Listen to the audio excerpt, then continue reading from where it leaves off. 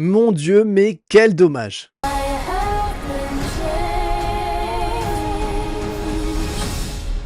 Pense à ce qu'on pourrait faire, toutes les deux. Bonjour à tous, c'est Thibaut Cordier, bienvenue dans le coin de Thibaut et on est parti, ça y est, pour une critique du film Wicked for Good, Wicked partie 2, effectivement, puisque la partie 1 est sortie l'année dernière, quasiment un an jour pour jour, et moi je fais partie des seuls, si vous avez suivi peut-être certaines vidéos ou quoi, enfin en tout cas j'ai défendu moi le premier film que j'avais vraiment beaucoup aimé, j'avoue que je suis fan de comédie musicale, moi c'est un genre que j'apprécie beaucoup, c'est sûr que si on n'aime pas ça, bah, encore une fois, c'est comme si on n'aime pas Marvel, ça sert à rien d'aller voir ce film, c'est comme si on n'aime pas Kaamelott, ça sert à rien d'aller voir ce film parce que voilà, vous allez être hermétique carrément à ces films. Je ne connaissais pas du coup, ça vient d'une comédie musicale qui se joue à Broadway et puis au Royaume-Uni, enfin qui a eu un gros succès voilà, dans le monde anglo-saxon. Le Magicien d'Oz, voilà, c'est le conte, un des contes les plus mythiques dans la culture anglo-saxonne. Donc bref, moi en plus j'avais beaucoup aimé Le Magicien d'Oz de l'époque, hein, je sais pas si il y a eu plusieurs films, mais en tout cas le film d'origine avec Dorothée, tout ça. Enfin vraiment, et puis je trouve qu'il y a quand même un hommage, rien que dans les couleurs, rien que dans certaines mises en scène. D'ailleurs là dans cette partie 2, bah, moi ça me pose un souci sur certains points, on va y revenir, mais voilà, donc moi j'ai vraiment adoré le premier film. Oui, on voit le côté, alors c'est pas woke, mais c'est les messages en tout cas, anti-racisme, tout ça, même si moi encore une fois j'ai tiqué sur le fait qu'on est dans un monde magique et que tout le monde est raciste envers une meuf qui est verte, alors que clairement il y a des animaux qui parlent, enfin je veux dire, tu vois, c'est c'est complètement con, mais pourquoi pas, allons-y, enfin en plus, bon après c'est un peu plus que ça, c'est parce que c'est un mélange, enfin c'est quelqu'un qui n'aurait pas dû naître comme ça, enfin bref. Il y a toute une petite histoire par rapport à ça, mais bon, bref, c'est quand même ça, c'est quand même au final quelqu'un qui subit du racisme anti-vert, alors qu'il y a des animaux qui parlent. Et la montée, donc, et donc en fait, il y a voilà, la montée de ce tyran, le magicien d'Oz, le fake, tout ça. Enfin, en vrai, il y a vraiment pas mal de messages et qui sont d'ailleurs bien réappuyés là dans cette partie 2. La première partie, on va dire, c'est plus, voilà, message antiraciste, tout ça, préjugés, se faire sa place dans un. Voilà. On va dire que c'est ça grossièrement, et puis en fait là on est vraiment dans un préquel au Magicien 2, alors que la partie 2 on est vraiment, bah, on rejoint, ça y est, les éléments, l'histoire du Magicien d'Oz, mais sans nous les montrer, et ça pour moi c'est un gros sujet pour ce film, parce que ça m'a sorti en fait du film, mais on y revient vraiment dans quelques instants. Donc voilà, on se rejoint dans un instant pour le synopsis. Mais avant tout les amis, n'oubliez pas de vous abonner à la chaîne Le Coin de Thibaut, de mettre un petit pouce sous cette vidéo si vous avez aimé le contenu, si vous aimez ce que je fais, puis même juste pour soutenir la chaîne, même si c'est pas forcément la vidéo, le type de vidéo qui vous plaît, n'hésitez pas voilà, à dire en commentaire, un petit cœur, un petit pouce, quelque chose, juste à commenter pour soutenir la chaîne, ça marche, ça va être vraiment pour le référencement. Et puis voilà, si c'est pas encore fait, abonnez-vous et on continue tout de suite la vidéo. Alors ça y est, on est parti pour le synopsis là, de cette partie 2. Bon, partie 1, donc on était vraiment à l'école, on voyait vraiment l'amitié naissante entre Elphaba et Glinda, donc jouée par Ariana Grande, la gentille sorcière voilà, de l'histoire, et en gros la méchante sorcière de l'Ouest. Donc Elphaba jouée par Cynthia Erivo. Moi je la trouve géniale, hein, cette actrice. Je la trouve même plus belle dans les films en vert que quand elle est en crâne rasé comme ça à l'extrême. Bon, chacun son style, tu vois. Mais bref, je la trouve vraiment plus jolie, enfin plus vraiment mise en valeur dans les films. Et elle joue super bien. Voilà, elle a un jeu sincère et une subtilité sur la tristesse, tu vois. C'est vraiment... Enfin, je sais pas, peut-être que c'est aussi, j'ai un affect par rapport à ce personnage parce que je sais pas, d'avoir été aussi bouc émissaire à un moment donné dans ma vie au collège ou quoi, je transpose sûrement aussi en fait des sentiments que j'ai pu vivre et subir par rapport à ce personnage aussi. C'est sûr que ça joue. Mais en tout cas, je pense que c'est un personnage qui parle à beaucoup de monde, voilà, ce côté, et forcément aussi à la communauté LGBT. Mais c'est pas parce qu'il y a des points de sensibilisation sur ces sujets-là qu'il faut dire oh là là c'est trop woke machin. Enfin, au bout d'un moment, il y a un moment où ça devient presque LGBT-phobe, tu vois, et homophobe et tout ça. Donc attention, moi c'est pas le sujet, enfin si c'est mal fait et que c'est bourrin et que ça ne sert pas l'histoire, oui c'est chiant, enfin parce que tu détournes des œuvres et tout ça pour des messages qui à la base n'ont pas besoin d'être là, mais là c'est le cœur du sujet, en tout cas c'est comme ça que ça a été porté, moi je trouve que ça a beaucoup de sens, en fait ça prend beaucoup de sens, et que tu sois LGBT ou pas, moi je le suis pas, mais moi je suis touché par certains messages et certaines péripéties du film. Donc partie 1 on était vraiment dans le préquel, école, tout ça, là vraiment on arrive, ça y est, on est quelques années je pense, ou quelques mois, quelques années plus tard, donc la sorcière de Ariana Grande, là, jouée par Ariana Grande, elle va se marier avec Fiyero, qui était donc un peu un love interest, mais pas, enfin en tout cas un ami de Cynthia Erivo, enfin de Elphaba. Donc elle, de son côté, se marie, voilà, elle est vraiment intégrée dans, le monde d'Oz avec le magicien, avec, Michelle Yeoh aussi qu'on retrouve et qui est incroyable. Enfin vraiment, elle a une classe cette femme, c'est incroyable. Donc voilà, il y a elle et en face, donc coup, Elphaba qui en fait est vraiment, moquée, mais plus que ça, c'est, elle est, tu sais, on en fait vraiment une méchante. Enfin en tout cas, il y a tout un récit et ça c'est hyper intéressant. Il y a tout un récit autour d'elle comme quoi c'est la méchante et puis on va détourner, tu vois? Elle va faire des actions en gros un peu révolutionnaire, enfin c'est un peu voilà la Jean Moulin de cette histoire et en gros elle va, tu vois, elle vient dans le ciel à un moment donné et puis elle écrit le magicien Oz ment, donc Oz lies en anglais, moi je l'ai vu en VO.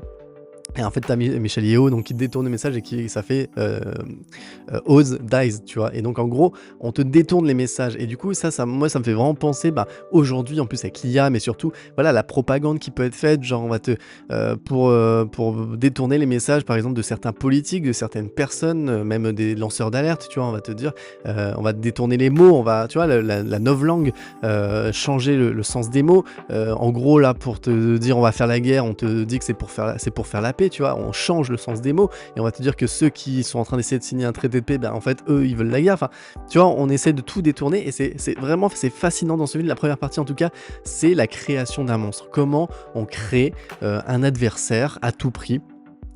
Tout ce que va faire, Elphaba, même de façon gentille, parce que, bon, clairement elle est gentille, va être détourné par l'adversaire, par son ennemi en fait, par ses ennemis, pour en faire elle un ennemi du peuple en fait. Et il y a tout un truc sur, bah, voilà la manipulation de masse, sur, créer donc un ennemi à la société et c'est un message très présent puisque, ça va être même la clé de la fin. En gros, une population, a besoin, enfin en tout cas pour, on va dire repartir de l'avant, il y a besoin de tuer le méchant quelque part, voilà, d'avoir un méchant et de le tuer, d'avoir un ennemi commun, voilà, il y a ce truc. Et ça c'est vraiment c'est des trucs que tu vois dans des livres sur, comment, diriger, comment, gérer une population, tu vois? C'est créer un ennemi commun pour faire masse, pour faire société et abattre ensemble pour repartir. Un peu comme, tu vois, à la fin de la Seconde Guerre mondiale, voilà, il y a ce récit, presque comme quoi les Américains sont venus aider, OK, mais c'est la France, tu vois? C'est les résistants qui ont sauvé la France, qui ont tué l'ennemi commun, les nazis, et on repart tous ensemble pour faire une société française. Bref, voilà, mais vraiment il y a des parallèles avec la vraie vie qui est hyper intéressante. Enfin moi vraiment c'est ce que je vois. Après peut-être que le grand public va pas voir ça, mais moi j'ai vraiment aimé vraiment les thèmes là enfin c'est passionnant quoi, parce que c'est passionnant déjà dans la vraie vie, qu'on soit de droite gauche ou quoi. Tu vois, on va créer des ennemis, par exemple, je sais pas là en ce moment Mélenchon, le LFI, la France Insoumise, antisémite à tout prix. Tu vois, parti des musulmans. Le Rassemblement National, tout ça, c'est l'extrême droite, c'est le bruit de bottes, c'est les nazis, tu vois? Enfin, tu vois, c'est tout ce qu'on peut associer, c'est des consciences collectives, c'est de l'imaginaire. Et je trouve que c'est en tout cas très bien traité, c'est abordé, c'est très bien traité, et démontré dans ce film-là. Et donc voilà, donc on va voir l'affrontement, et donc voilà, enfin après ça on rentre vite dans du spoiler parce que, en gros, il va y avoir un moment où Elphaba va essayer, tu vois, d'apaiser les choses, enfin il va y avoir une tentative de réconciliation avec le magicien d'Oz, mais encore une fois, elle va se faire avoir un peu comme dans le premier film où en fait on lui propose de faire un sort et finalement ça transforme les singes en soldats, tu sais, avec les ailes et tout ça. Et puis en fait, le but du magicien d'Oz, ça je comprends même pas pourquoi en fait, mais bon bref, c'est le but du magicien d'Oz aussi, c'est d'enfermer les animaux et de plus les entendre parler. Je sais pas, je comprends. Ça, c'est une motivation que je ne comprends pas, qui est un peu gratuite pour moi, même dans le premier film. C'est-à-dire que autant je comprends que voilà, c'est un humain qui arrive dans un monde un peu magique et qui, en gros, pour se faire une place et bah, du coup dominer, créer ce mythe du magicien, presque, bon voilà, il y a une dissidente un peu qui s'appelle Elphaba. Bon, en gros, on en fait une méchante, pourquoi pas, mais je comprends pas le truc des animaux. Je comprends pas pourquoi ils s'en prennent aux animaux, c'est gratuit. Surtout que, enfin, tu vois, c'est pas comme si eux montaient une armée pour tuer le magicien. Eux, ils s'en foutent, ils vivent leur vie et tout ça. Donc, mais il y a des parallèles entre ça et les juifs, tu vois, la déportation, tout ça. Enfin, il y a vraiment des scènes, même avec les Munchkins, tu vois, à un moment, ils sont interdits de prendre le train, qui ont plus le droit de se déplacer. Enfin, il y a vraiment des thématiques très, très dures et très profondes. Et donc voilà, donc Elphaba va encore se faire avoir et donc là, ça va vraiment être l'affrontement, et la création aussi, des protagonistes de la fable du magicien d'Oz, le robot, le lion fait déjà partie de l'histoire, mais l'épouvantail et c'est tout, enfin, je crois, c'est 3 plus, Dorothée. Donc voilà donc vraiment moi la première partie j'ai vraiment beaucoup aimé, j'aime beaucoup les thématiques. Par contre la partie 2, là on arrive en fait c'est quand on arrive vraiment, dans la partie, où on rejoint l'histoire du magicien d'Oz, là pour moi ça va plus en fait parce que c'est bourré de facilité. En fait tu sens qu'on fait rentrer un carré dans un rond, qu'on va absolument alors je sais pas si c'est comme ça dans la comédie musicale, mais en fait je vois a posteriori, j'ai réfléchi et je comprends pourquoi malheureusement c'est comme ça, mais je pense que quand tu adaptes un médium, tu dois bien l'adapter, tu vois? Et je pense que pour être très concret, en gros tout ce qui a trait à Dorothée, à l'histoire de Dorothée dans Le Magicien d'Oz, c'est supprimé en fait. Et tu as l'impression, du coup ça fait un montage très bizarre, tu as l'impression il y a des ellipses en fait du coup, mais qui n'ont pas de cohérence. Enfin, tu quittes un moment, Ariana Grande, Glinda en train de pleurer parce que du coup Fiyero est parti avec Elphaba, le jour de son mariage, tout ça, bon OK, elle est en train tu la vois pleurer, machin. OK.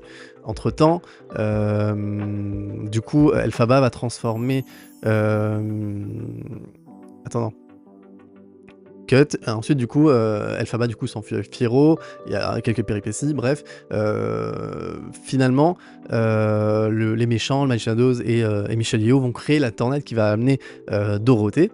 Déjà, on voit juste la maison, enfin, donc t'as compris, machin. Tu vois la sœur d'Elphaba mourir, donc t'as juste tu sais, l'image qui est mythique, hein, des souliers là sous. Enfin, non, tu l'as. Si, tu l'as, je sais plus. Si, sous la maison, puis ensuite Dorothée qui prend les chaussures, qui s'en va.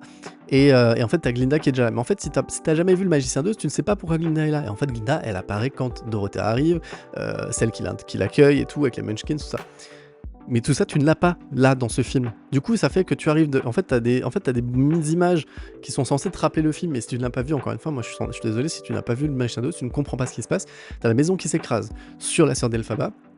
Cut. Donc pour te montrer, donc si tu vois un moment, tu vois Dorothée à travers la fenêtre qui bouge, enfin tu vois, tu l'entrevois. Cut. Glinda qui est sur place. Cut, Dorothée est partie, et du coup t'as Elphaba qui arrive et qui dit « Ah, tu as laissé partir Dorothée avec les chaussures de ma sœur, comment oses-tu » tu vois. Mais il y a 2 secondes, en gros, la scène d'avant, je sais pas si je suis très clair, mais en tout cas, la scène d'avant, Glinda pleurait. 5 minutes après, elle est de nouveau toute joyeuse et elle a accueilli Dorothée, tu vois. Tu sais même pas pourquoi elle est là. Tu sais pas comment elle est arrivée là, elle est juste là. Et il y a plein de moments, en fait, et tous les passages où normalement Dorothée devrait apparaître, en fait, on ne te la montre jamais. Elle est toujours de dos, de profil. Je me dis, putain, l'actrice, elle a dû être dégoûtée, quoi. On lui a dit, tu vas jouer dans le remake du Magicien d'Oz. Dorothée, tout ça, elle apparaît pas du tout. Enfin, de profil et de dos. Pareil, à un moment, il y a la transformation de l'épouvantail. On te le montre que à la toute fin. Et je vois pourquoi ils l'ont fait, en fait. C'est pour créer un truc à la fin. Mais en attendant, du coup, on te dit Dorothée arrive chez le magicien d'Oz avec 3 amis, 3 accompagnateurs. Tu ne sais pas qui c'est. Tu les as vus de très loin, donc tu peux deviner qu'il y a un lion et tu peux aller déduire qu'il y a le robot parce que tu l'as vu un petit moment avant. En gros, on va te montrer que le robot. Parce que c'est un personnage qu'on a déjà vu et qui du coup est en colère contre Elphaba, et lui il a raison, enfin tu vois, lui c'est une motivation qu'il a raison, que je comprends, mais tu le vois lui en mode tueur, enfin genre vraiment, alors que normalement le robot il est plutôt, justement il a pas de cœur, mais il est plutôt gentil dans le récit. Là c'est un mode tueur, très dur en plus, enfin vraiment il y a des scènes très très dures en plus, enfin en tout cas très premier degré, mais il y a que lui, et du coup t'as l'impression qu'il y a que lui, et même Dorothée, mais alors Dorothée tu la vois pas. Du coup c'est très bizarre comme c'est monté, parce que du coup on voit, enfin tu sens qu'en fait ils veulent pas du tout ils veulent que tu ailles voir le film, mais en plus comme ils changent les éléments du récit d'origine, bah ça colle plus, tu vois. Donc je me dis, quitte à réécrire l'histoire, parce que là si tu regardes le Magicien d'Oz maintenant, il y a plein de trucs qui collent pas, hein. La fin ne colle pas, comment il tue Elphaba, enfin tu vois, alors je me souvenais même pas, à un moment Dorothée elle se fait enfermer dans mais tu vois pas, mais dans une prison pour ses chaussures et tout. Je m'en rappelle pas du tout dans le récit, mais peut-être que ça y est, mais je m'en rappelle pas du tout. Pour moi ils y vont tous les 4, enfin Dorothée et ses amis là, ils y vont et ils tuent la sorcière. Je me rappelle pas du tout qu'il y ait cette scène où elle est emprisonnée, hein. Donc voilà, tu vois, ils réécrivent des choses, et en gros c'est un peu une invitation, mais vraiment dans le film c'est trop bizarre, t'as l'impression qu'il manque une demi-heure de film, et je comprends pas. Ils auraient pu le montrer Même sans, tu vois, sans faire tout le voyage de Dorothée, ce que je comprends, c'est long, mais et c'est un film entier, mais montre des bribes, tu vois, je sais pas, puis même ouais, il y a des incohérences, tu vois, Fiyero donc va être transformé en épouvantail, sauf que Dorothée, elle est déjà partie, 15 minutes avant, lui, il est transporté, en plus, c'est pas très subtil. Oui, prenez, emmenez-le, sur le poteau pour le faire parler. En plus, scène d'après, tu vois ce qui se passe, il le tabasse à mort, il y a pas du tout de question, tu vois, où est Elphaba, quoi. Donc juste c'est gratuit, mais c'est ah mettez-les sur le poteau, comme ça ce sera l'épouvantail. Tu vois, genre vraiment, hein, t'as compris, hein, t'as compris que ça va être l'épouvantail. Euh, et donc voilà, mais surtout, en fait, du coup, ils partent un quart d'heure après, sauf que Dorothée est censée, c'est le premier personnage qu'elle rencontre sur son chemin, elle est censée tomber sur lui.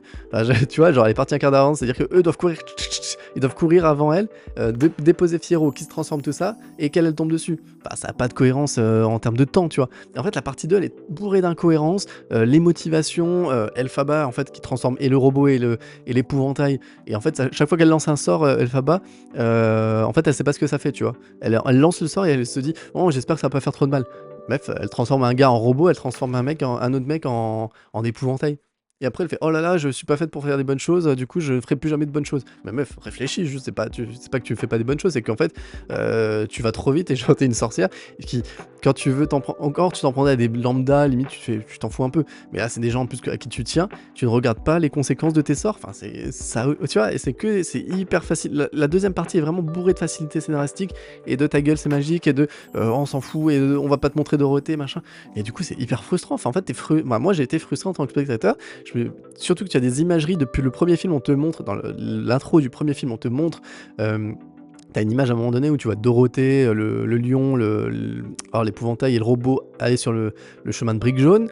Là en plus on voit la construction du chemin de briques jaunes, donc c'est assez marrant. Donc tu vois c'est une imagerie que tu as depuis le début depuis le premier film. Là tu dis ah on va enfin les voir, tu vois, et ils auraient pu nous les montrer. Enfin je comprends pas ce secret.